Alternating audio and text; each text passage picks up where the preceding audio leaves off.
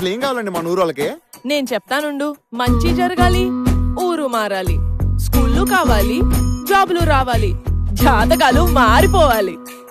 అయ్ బాబోయ్, అద్భుతాలు జరిగిపోవాలి. ఏదేమైనా గాని ఓటు మాత్రం అమ్ముకు దబ్బాలరా.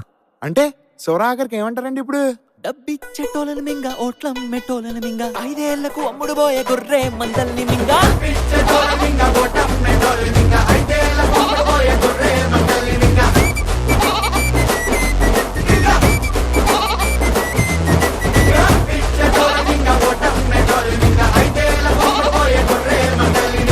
నాన్న మింగడం అంటే ఏంటి నాన్న? ఇప్పుడు డబ్బులు తీసుకుని ఓట్లు అమ్ముకున్న వాళ్ళందరినీ నమ్మిలి మింగేయాలన్నమాట. నమ్మిలి